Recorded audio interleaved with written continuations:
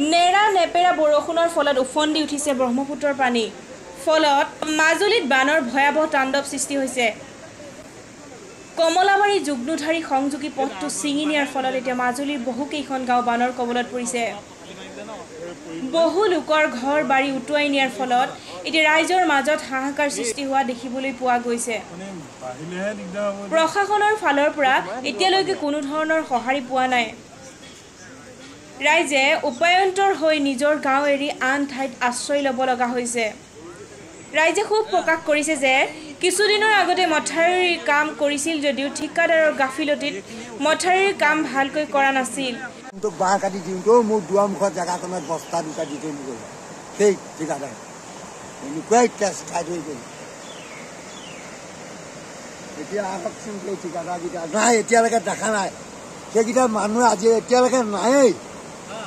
এই ঠিকাদাৰ এইকেইটা কালি ঠিকাদাৰ মুঠতে যেনে তেনে মানুহ 5টা ইমান নাও পানীত ভৰাই লৈ যেনে তেনে সেই নৈ ফালে উজাই গৈ নেযায়, এইফালেহে টানি আনে। বলবস্তি এডাল সাধাৰণ লগী এডালে মই তাত কৈছিলোঁ।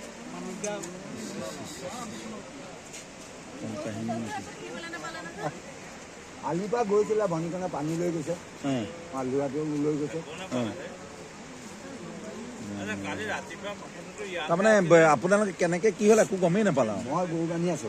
গৰু আপোনাৰ তাত গোহালি তাতে আছিলে? গৰু আলিৰ ওপৰত আছে। আচ্ছা, নতুনকৈ চালি এখন দিছে, টিংপাত এপেটি কিনি আনি গৰু সোমোৱাইছো।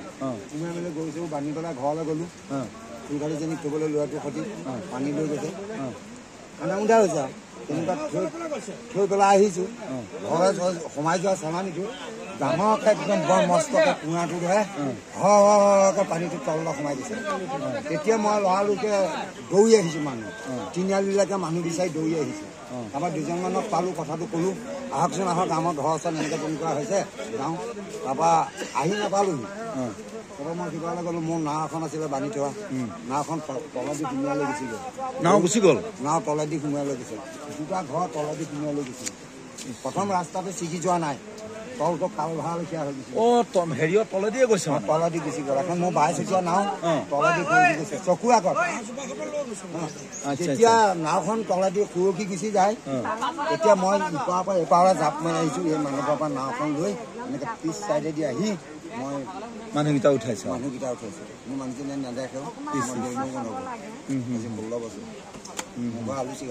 আচ্ছা আচ্ছা আচ্ছা। ঠিকাদাৰৰ গাফিলতিত মথাউৰিৰ কাম ভালকৈ কৰা নাছিল বাবেই আজি ব্ৰহ্মপুত্ৰৰ বানে ছিঙি নিলে মথাউৰিটো। ফলত কেইবাখনো গাঁৱৰ ৰাইজে জীয়াতু ভুগিব লগা হৈছে। News desk report, NDS news.